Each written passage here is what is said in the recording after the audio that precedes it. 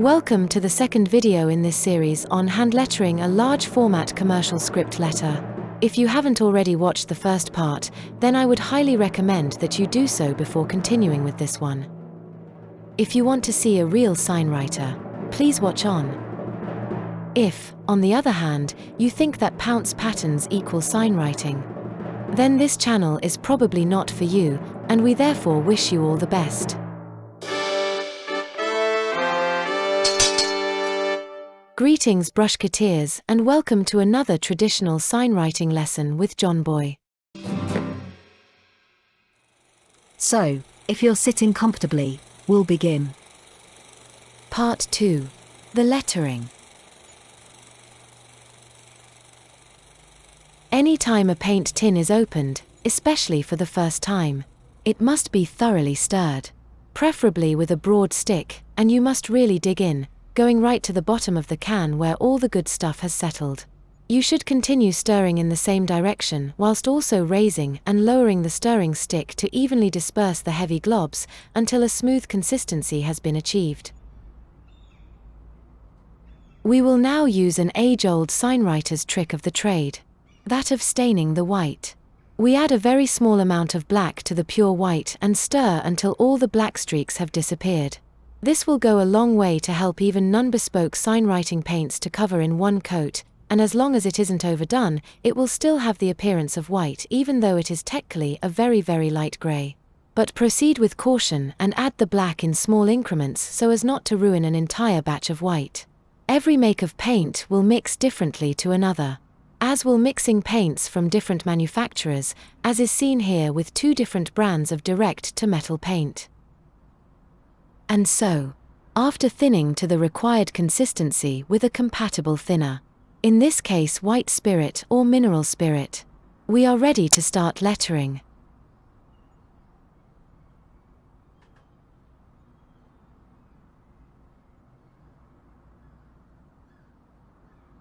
Using a lettering brush made from pure red sable, set in a large goose feather quill, which is equivalent to a number 8 lettering brush or pencil, we begin painting our text. Although most of the construction of this capital H has been obscured by the handrail of our steps, basically, our intentions are to have the thin strokes of our letters equal to the width of one stroke of our correctly chiseled brush, which if pulled correctly, will automatically take care of both edges of the stroke in a single movement. The thick strokes, however, will be roughly equivalent to 3 overlapping widths of the brush. This is achieved by first painting the 2 outside edges of the downstroke in a similar fashion to the thin stroke, as previously described. A gap slightly less than the width of the chiseled brush is left between these 2 strokes, meaning that this stroke can now basically be filled in with a single stroke of the brush, which will overlap the inside edges of the 2 defining strokes.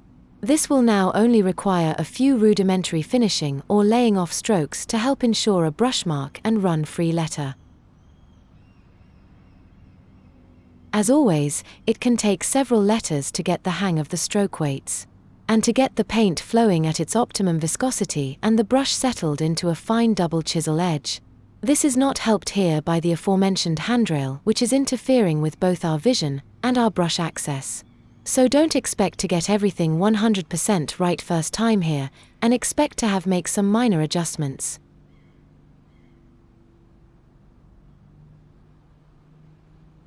The capitals of certain lettering styles, such as this semi-formal script, Old English, etc., can generally take up to 4 times as long to complete as their relative lower case letters. And as these capitals generally have little in common, construction-wise with the lowercase, it can initially be quite difficult to get into a flow, and can at first seem like you are making very little progress. Similarly, such a capital's appearance in the middle of a line of text can really try to disrupt the flow of the lettering. But you must not allow it to do so. In fact, the importance of mastering the symbiotic relationship between eyes, mind, hands, brush, paint and substrate, and everything in between, should not be underestimated if you really wish to earn the right to be known as a signwriter. Getting back to the job in hand, we are now into the lowercase section of the first word in our text block, and we will find that we can now really start to make some progress with the lettering. So, in the context of this particular signage commission, this line of text can be viewed as secondary information, whereas the name of the firm, written in a larger and bolder text on the doors above, is the primary information. And although not present here, a telephone number and/or a geographical location would be considered as tertiary information. And so in summary, when designing any type of sign or signage, the most important thing that you must determine, way before style or colors, or indeed how many outlines and inlines, shadows and highlights, block shadows, blended and cast shadows, etc., you intend piling on top of the basic specifications as laid out by the customer. Before all that, you must determine the primary, secondary, and tertiary information, which can be easily decided and subsequently called upon by allocating the details as provided by the client to one of the following: who, what, and where.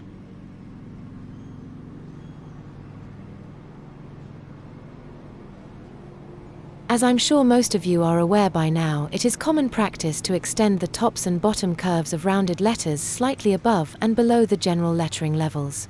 However, with this style having all rounded letters, it is more practical to adhere to the established levels with the rounds. This will keep the vast majority of the tops and bottoms of any line of text level and in proportion.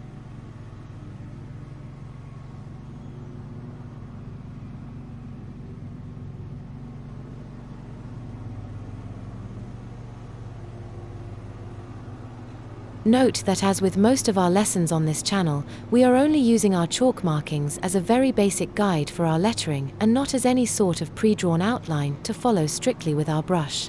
And apart from the obvious usefulness in helping to prevent potential spelling mistakes, we really only chalk the wording out as a visual aid to the positioning of the text.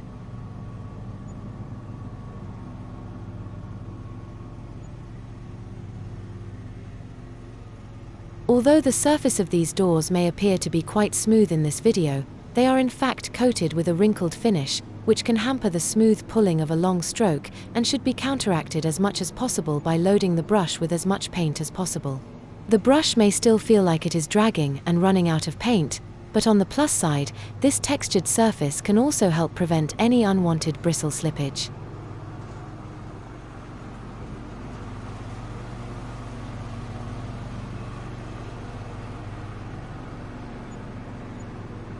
As stated in previous videos, it cannot be underestimated how important it is to avoid unsightly brush marks in your lettering. Something that seems to be far too commonly overlooked by many social media sign painters. With any lettering that is executed solely with a signwriting brush, the main way to avoid the plowed field look is by economy of motion. That is to complete the letter with as few strokes as possible, and if the letter is large enough to require filling in, such as in this instance, the filling in should also be completed in as few strokes as possible.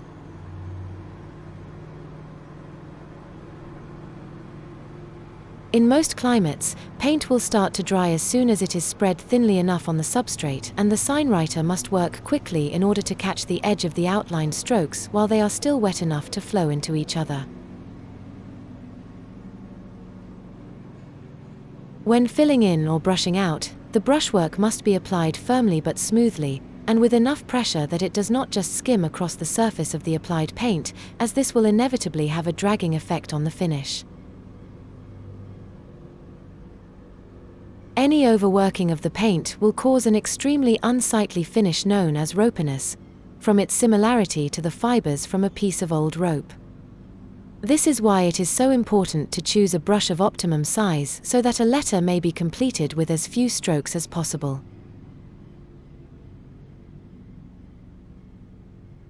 With a script such as this, the thicker strokes should appear as a natural swelling of the thin strokes.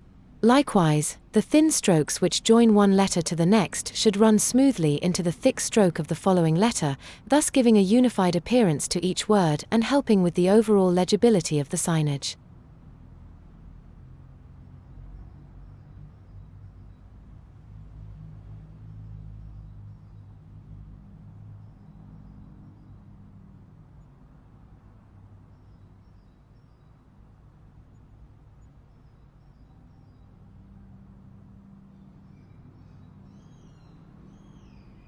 Note how the bowl of this lowercase g is started by commencing the shape of the curve before the brush has made contact with the substrate, and when it does contact the surface, it does so with minimal pressure. This pressure is gradually increased as we continue the stroke. And when we go to close up this oval shape, we start the right-hand section quite far into the previous one, gradually moving the brush towards the edge until the outside of both strokes align before carrying on with the curve in a clockwise motion until it joins naturally with the left-hand curved section.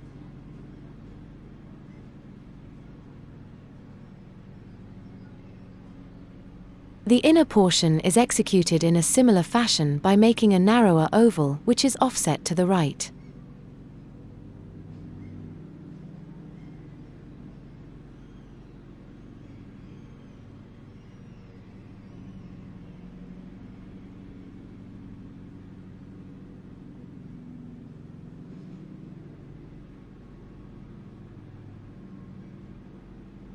The main right-hand downstroke will then be added, taking care not to square off the inside right of the oval with the downstroke.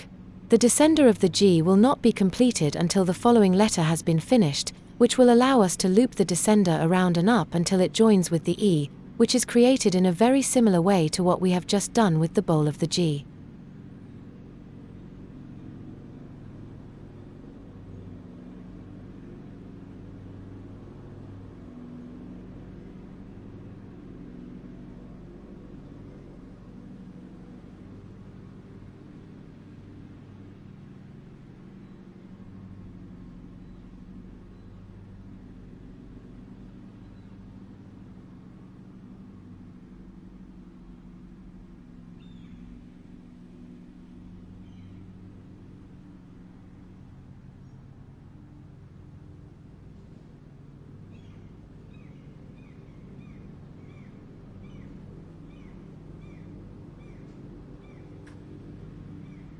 This upper loop of the E should be made thicker than the normal weight of the thin strokes, but not as heavy as the main downstrokes.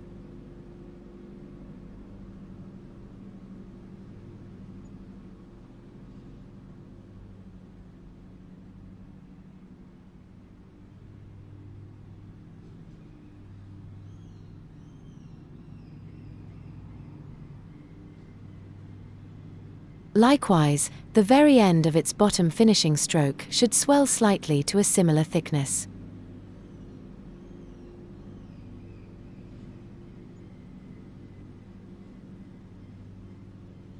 And with that, we have completed the first word in this line of text. But before we pat ourselves on the back, we must deal with a potential obstacle ahead. As you can see, the obstacle in question is this raised part of the door frame, which is unavoidable without leaving an unacceptably wide space between the two words, so rather than drawing the complete letter out exactly, which in hindsight probably wouldn't have taken much longer, we have to approach the brushwork in a slightly different manner. It is important not to pull the brush into the frame, as this will cause a paint build-up to the edge, resulting in runs between the frame and the substrate, which can be quite difficult to remove.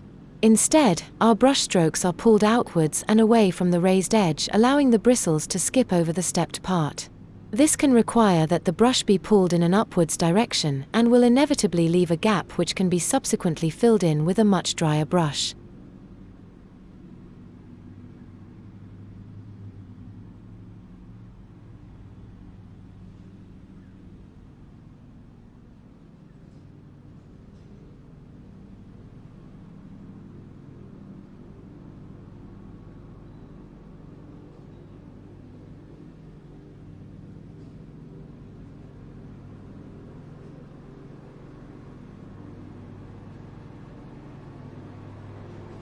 To add to the time and frustration of the capital letters as noted earlier, this can seem like even more of a setback. But it has to be done, and there's no point whinging about it. Plus, it could be a hell of a lot worse. At least it's at the beginning of the word, and we will be able to enjoy an uninterrupted flow for the remaining lowercase text.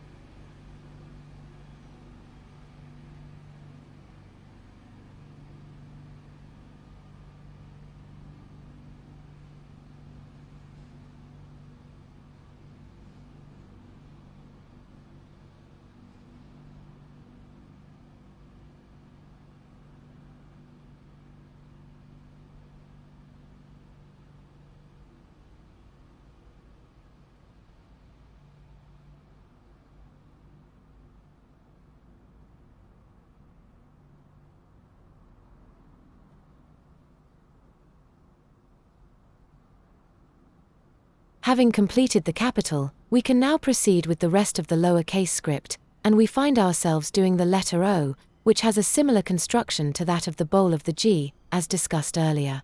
In fact, this tilted oval shape, either combined with various straight strokes, or with certain other adaptations or omissions, will form the basis for quite a few of the lowercase letters in this style. Namely the following: A, B, C, D, E, G, O, P, and Q.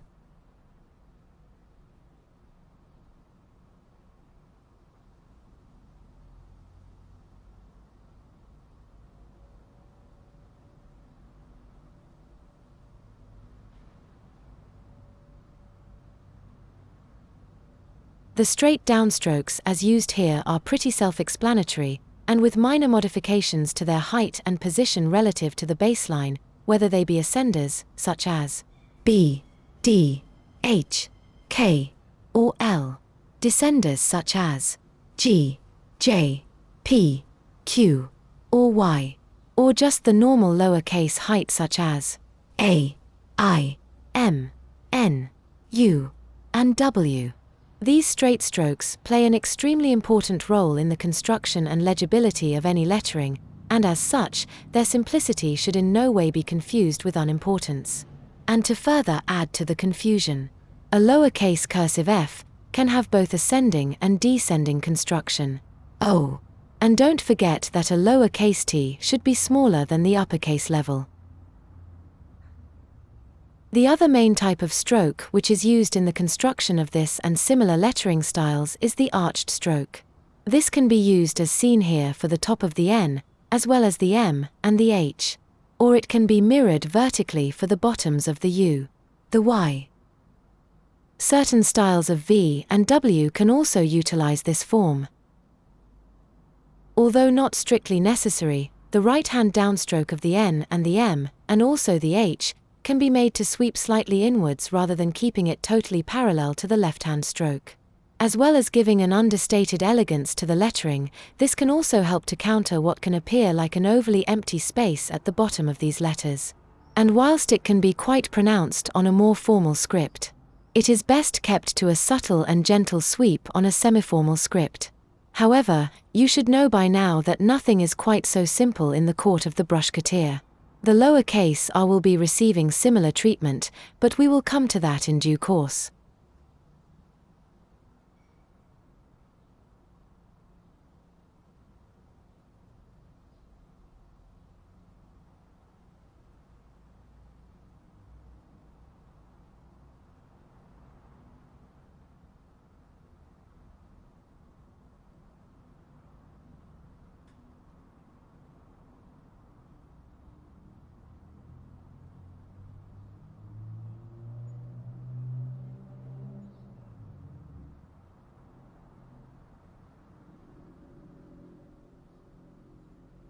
As stated earlier, the lowercase t should not reach to the full uppercase lettering height.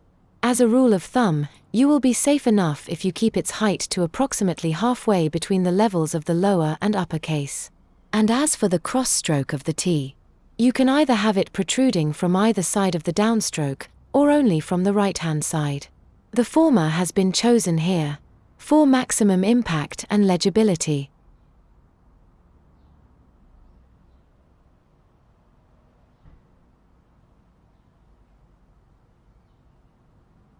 This style of lowercase r is a less formal version of the copperplate one, and its usage here is to retain that link between formality and practicality.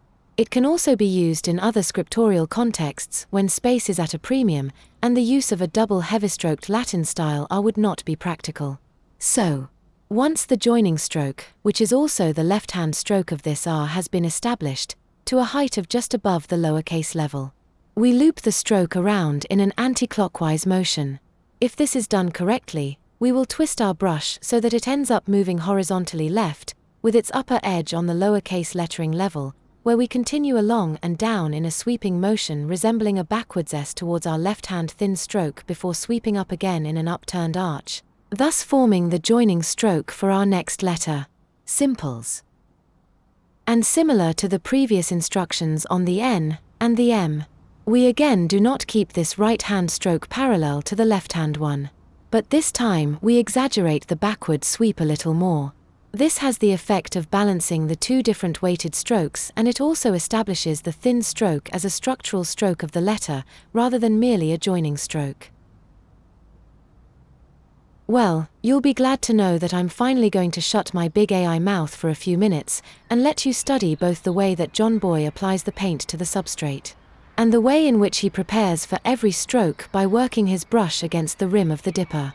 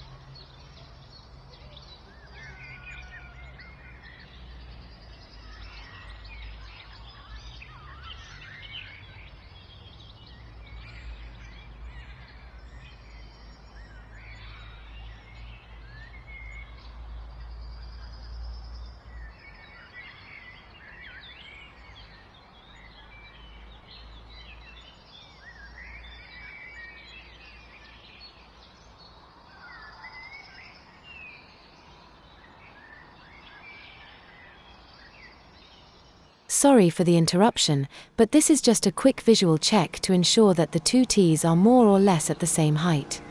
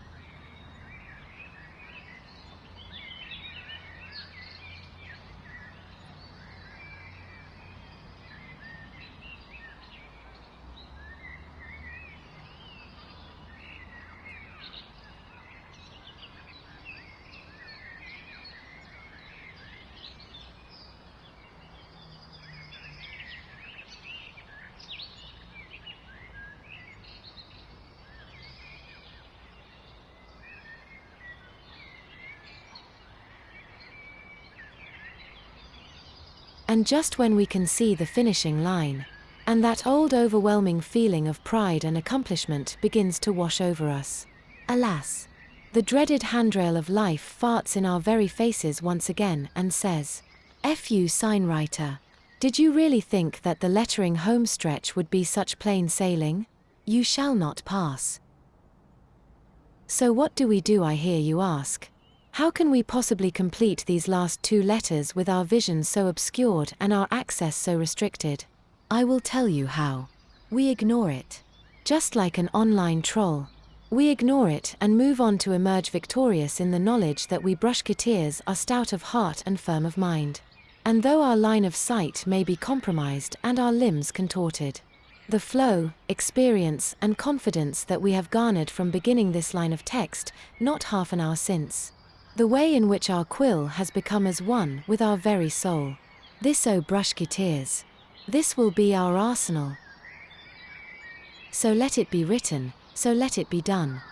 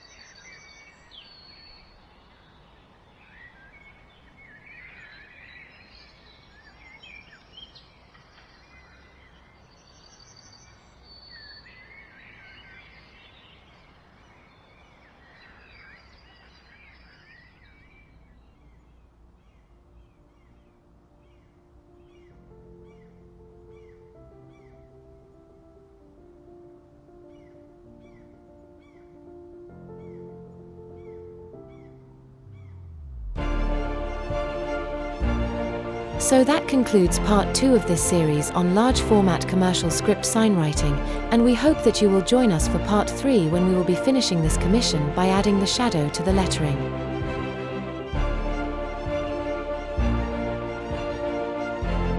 So be sure that you are subscribed to the channel to be notified when the next episode is available.